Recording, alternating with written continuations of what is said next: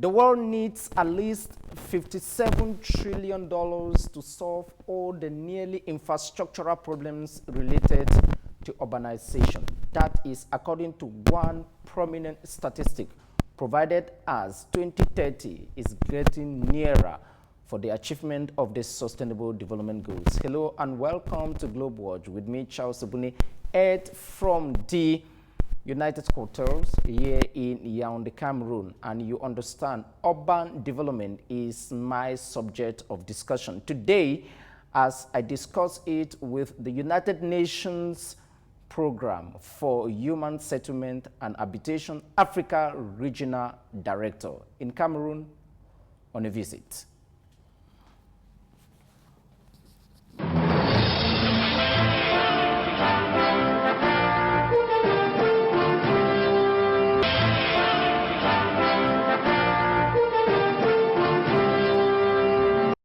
Oumar Sylla, thank you very much indeed for being guest on Globe Watch. Thanks for having me this morning in your emissions. Yeah. The world counts roughly 8 billion people, according to the latest United Nations statistics. All of that living in nearly 3 billion houses globally. Is that sufficient habitation for the world's population?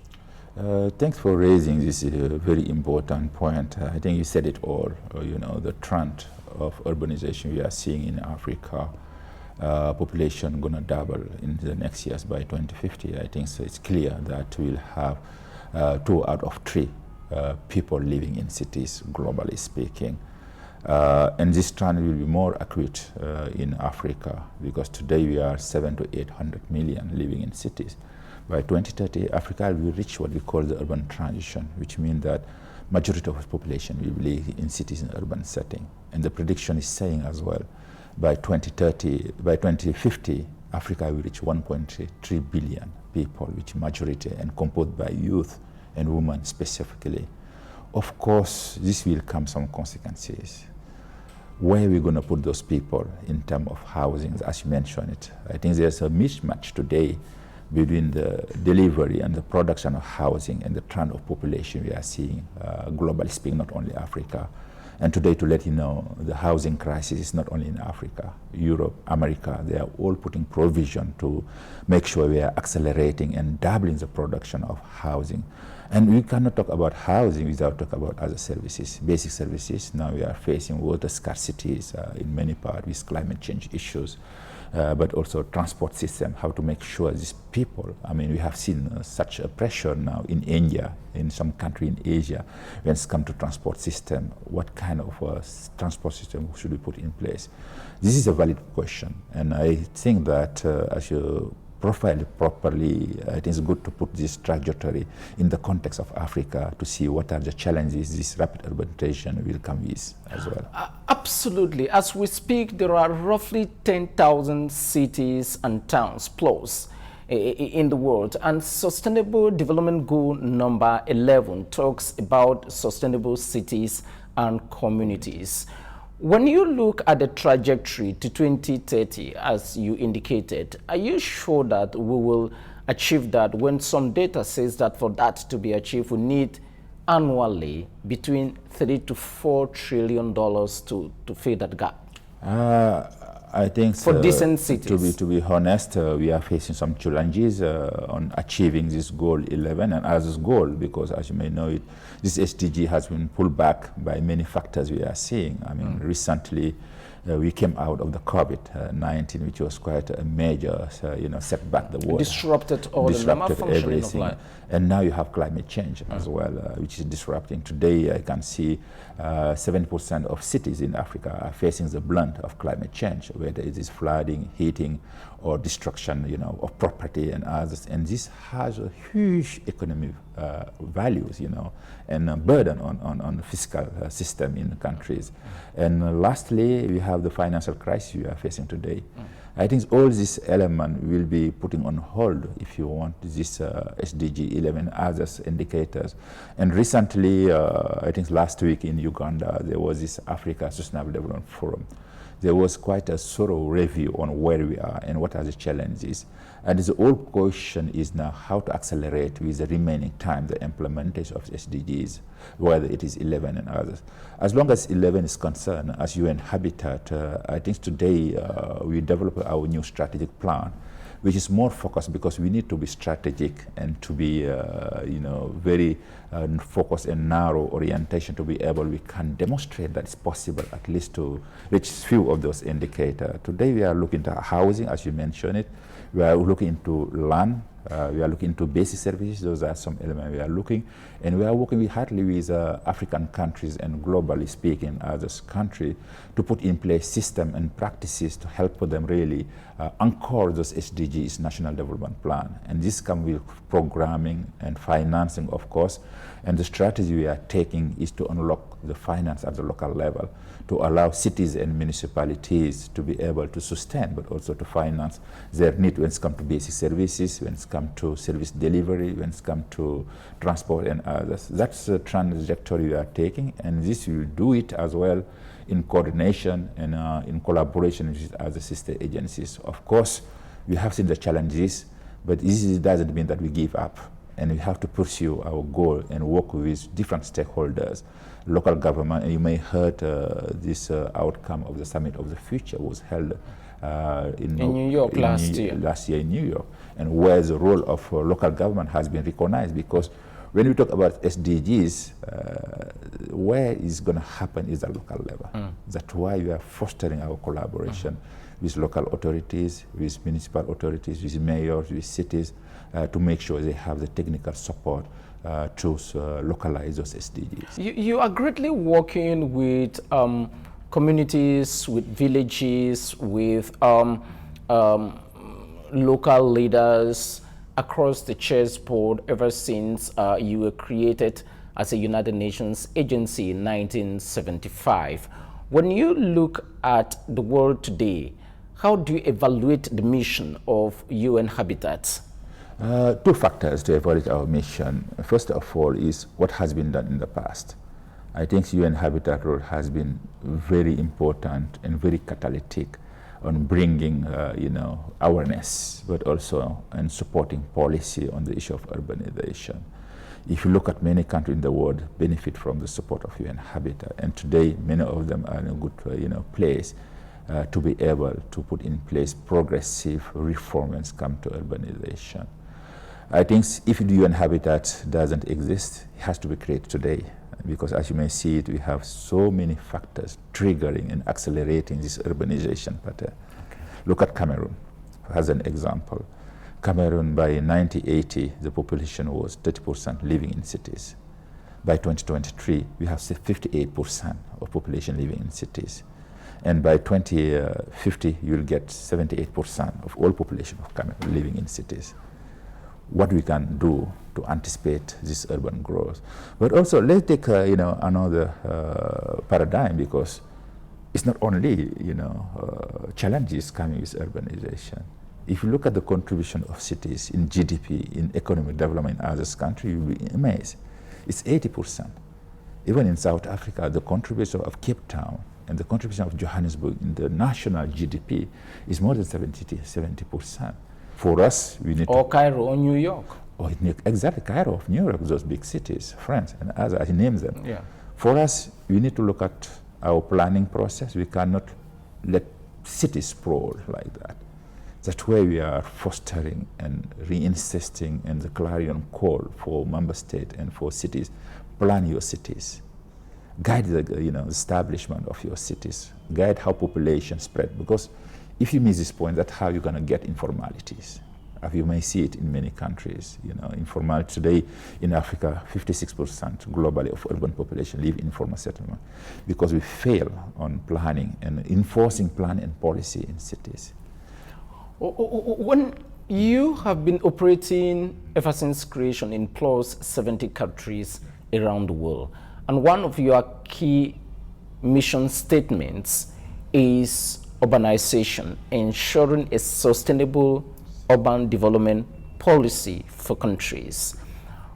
How many countries have you helped, and if you have example, to establish their master national urban development policy? I mean, take, for example, a country like Rwanda. Rwanda, yes. Even here in Cameroon, we already developed the national urban policy. It's pending approval from the cabinet of the Premier Minister. In Senegal, we are finalizing almost the national urban policy. In the past, we support South Africa on developing the national urban policy, which is quite well implemented. Uganda has already worked on the national urban policy. Kenya, one example where we are, I think we support the national development urban policy.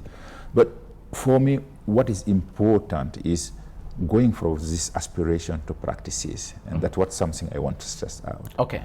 We can have policies, a beautiful policy, beautiful law, but if you don't implement it, it becomes just, aspiration. That's why even during my mission, I've been discussing with the authority of Cameroon to say, what do we need from us to make sure those policies are implemented? I think there's different elements. First of all, the financing part, make sure there's allocation, fiscal decentralization and allocation from central government to local government to create the mean. Secondly, support capacity development. I think that's the issue that many African cities are facing, and many African cities are new in this business. As you may see, the decentralization movement in Africa started just years. Which is a policy of the African Union. Exactly, the policy of the African Union. But when this was adopted in 20-something, this policy was laid. We are in a very, new era of decentralization. We need to have a strong accompaniment of the decentralization process, making sure the transfer of competencies go along with transfer of skills and knowledge to those communities. Without that. Secondly, as well, something with my background of anthropology, which is very important, the role of citizen. And this conversation we have, you cannot do and establish development urban project without engaging and having endorsement of citizens on what needs to be done in the cities. And that's where we can talk about sustainability, because when the citizens adhere to the program, which means they put accountability, but also they can be part and parcel of the maintenance process. And we have seen in Africa, most of the cities, lack of maintenance of our infrastructure, but also lack of this social contract with the citizen, local government, and central government. Those are elements we need to revisit in Africa if we really want to be those policies to be successful in helping us, address those challenges and putting the path for long-term development. We need to look at those aspects of practicability, enforcement, and capacity for local government.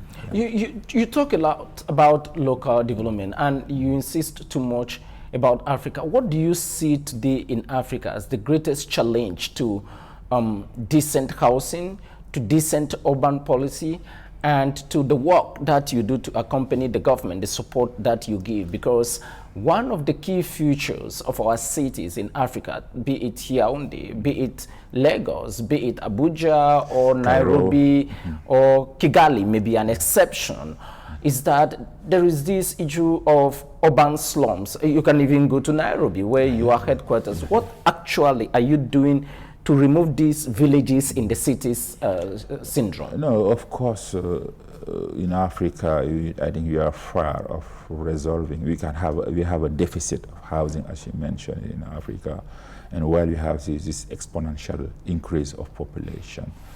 First of all, from our analysis, I think there's a failure of public policy on delivering housing in Africa, in a sense that the central government role is not to deliver, at scale those housing. The role is to establish an enabling environment for the delivery, from policy to financial system. As you may see it in many countries after independence, national housing, institution has been established, but they all fail to deliver the mandate. In Senegal, where I come from, the SICAP are not able to deliver more than 30,000 units after 6 years of creation. The second point as well is, as we mentioned, the finance part of it, because of course, housing is a reflect, or if you want, is a sign as well of the economic situation of the country. Okay. When the economy is not good, the housing sector will not provide. So we need to connect, this discussion of housing delivery to the broader economic, structure of the country. Third point of that is in Africa, our industrialization is quite high behind, it, because housing, the way we see it as a country, comes with quite of address the value chain through establishment of the industry, establishment of the production of local material and others. In Africa, what are we producing? And it's the whole conversation we are having to see how to get value and harness the potential of Africa when it comes to local material, when it comes to developing all those substrates we need for housing delivery. Our work today is more about looking policies, as you mentioned, because it's good as well to have a vision when it comes to housing. I think many of the countries and many situations, people come with just ad hoc approach to the housing. Okay. It requires deep analysis. Okay. And from there we see what are the challenges, what is the role of the private sector is very important. Today in Africa, we cannot succeed on the housing delivery without connecting social and commercial part of it, which means the private sector has a role to play. Absolutely. It's more about helping the government to understand those elements, but also looking local solution to the housing financing and delivery. Some years ago, the United Nations Economic Commission for Africa, UNECA, published a report which indicated by 2035, when Cameroon plans to become an emerging economy, 4 out of 10 Africans will be living in cities. And you have been operating in Cameroon for the past 25 years. And some few years ago, the executive director of the UN Habitat, OCA, you are in the country now for some discussions. What actually is in your package of conversation with government authorities now? Yeah, first of all, we should recognize that this collaboration with UN Habitat and the government of Cameroon has been a model of collaboration. Because when we came in Cameroon 20 years back, our role and our mission was to establish a building block for long-term urban development in the country. Okay. From there, we established policies, we built the capacity for many institutions, including FECOM, which is one of the, the Special Council Support Fund for Mutual Assistance. Yeah, exactly, and a program of the government of Cameroon. I think we have been involved on development strategy on informal settlement transformation, strategy being implemented in Kribi, in Douala, in others country. We are engaged with Cameroon on the issue of urban resilience recently, we look into consideration those flooding and others to make sure cities are resilient and well-building. Our shift now is more about looking the angle of innovation, especially looking into digitalization. If you look at during my mission with the Ministry of Urban Development and Housing, we present to her, the analysis on smart city we did for Cameroon, and to see what angle Cameroon should be taken as it comes to smart cities. I think that we are in the era of digital, and how to sometimes this digital on urban infrastructure, on urban governance, on urban development. That's a conversation we are having is very important. The second area we are looking, as I mentioned, just drawing lesson on our failure as well, housing delivery in Africa. What UN Habitat can propose. I think we tested a model of affordable housing here in Cameroon. And today we are in a process of scaling up, and the conversation we have the authority today take into consideration the deficit of housing, the need as well to support communities and others. Another area, of course, as I mentioned, some conversation we have is more about online governance. I think it's a very important point as well.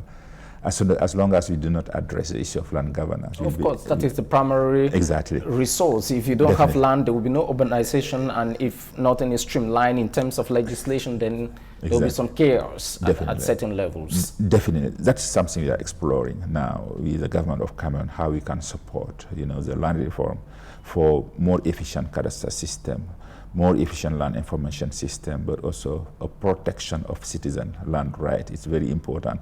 From there now you can open door for investment and attracting for the housing investment. I think it's very important.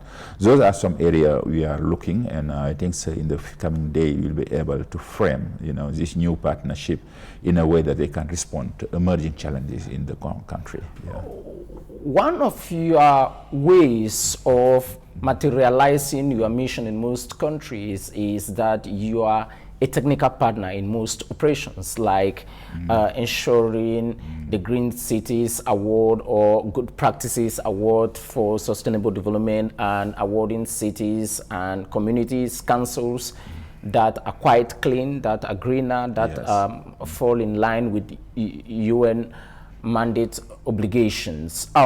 In Cameroon, what kind of support have you been providing in areas like that?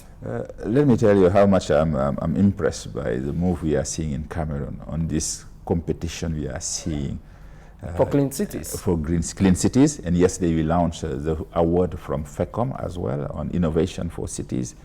I think they are very important practices because this will create a sense of accountability, the sense of participation at all levels of governance, and that's what I have seen. I attended last year, the final phase of this clean cities or others.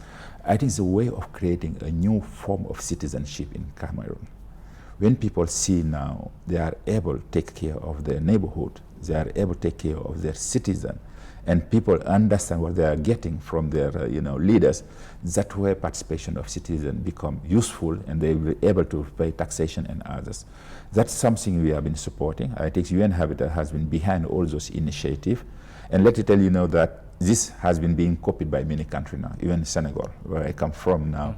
Every month you have this cleaning and there's competition between cities and neighborhood on who is the best, the cleaner cities in the country. Those are something we need to do because at the end of the day, central government cannot do everything. Okay. We need another level where we can create a responsible, inclusive, but also a citizen who can be able as well to contribute, as I said. In the moment the interview comes to an end, in your master plan of your future collaboration with Cameroon, for example, what is in that package?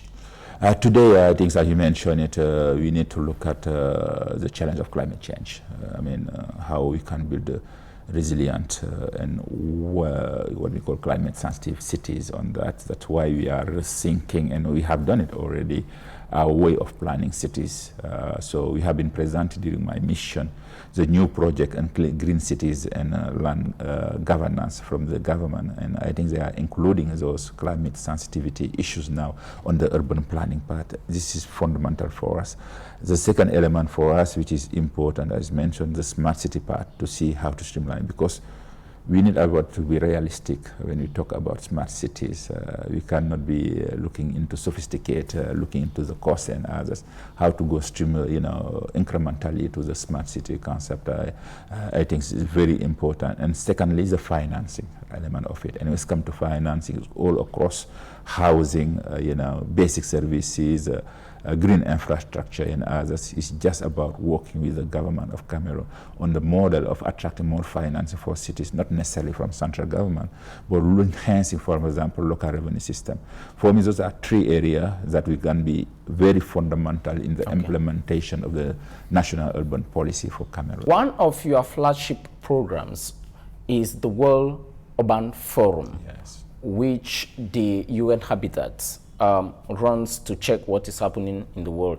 A country like the UK has roughly 6,116 villages. The world's most populated country, India, today has nearly 700,000 villages. When you sit at the World Urban Forum, what does that platform provide to you people in looking at the map of the world when it comes to urbanization? I think this World Urban Forum is the most important platform for UN Habitat, first of all, to raise awareness on the issue of urbanization. This forum is hosting and attracting more than 50,000 participants, globally speaking. Secondly, it's a platform of knowledge sharing and best practices. I think the whole question now in the world is how do you do it and how we can learn from you. With this World Urban Forum, we are connecting different experience, different country, different region, different cities. And you see, for example, from this last one in Cairo, how people has been interested in the Cairo concept of new cities. The second point as well is more about advocacies, in a sense that I don't think all countries have the same level of understanding, of the issue of urbanization, what needs to be done. For us, it's more about making sure member states insert this issue of urbanization in their national development plan, and they put appropriate money to put policies and institutions for that. Lastly, as well, it's a platform for networking. Bringing together bank, international bank, regional bank, ministers, and other stakeholders to caucus and to see how they can develop, foster collaboration. And I can tell you, I don't have the figures, but it has been revealed that from this World Urban Forum, most of the time, many collaboration took, starting point from this World Urban Forum. But also to let you know, we have now Africa Urban Forum as well, which has been endorsed by the African Union. And in 2024, September 2024, we had the first ever Africa Urban Forum in Ethiopia, which was attended by more than 30 African ministers of urban development. It's a way as well of bringing the conversation in the continent. Next October 5, I hope I get the date correctly, is when you celebrate World Habitat Day. What will be the focus this year around? The focus this year is urban crisis. Why urban crisis? You see that the world is going into turmoil, as you may see it, even looking into Africa. Which is the most urgent and most disturbing urban crisis? Exactly. How many conflicts do we have in the world? And all those conflicts has impact on cities in terms of movement of population, because people are fleeing from the area of war to the cities. And this has putting pressure on basis. Just like they are moving from the cities to where the battles, because normally when crises start, like military takeovers, it is the capital cities, the economic cities that are hit, and people are running to the villages, like it happened in Sudan some few years ago. Sudan, we have a mixed system, for example. Or the east of the Democratic Republic of Congo. East of Democratic Congo, I think the Goma. Yes, Goma, attracting people, Bukavu was central because people will run, and also look at the case of South Sudan, as South Sudan, of course, Ukraine. You know, how, cities has been impacted by the war. Mariupol, Sebastopol. Exactly, that's why I think you have to, depending on the setting where we are. But for us, it's important to raise awareness, because when people come to the cities about looking for refuge and better services, and what role local government can play, because peace building is not only the responsibility of central government, it's everyone's responsibility.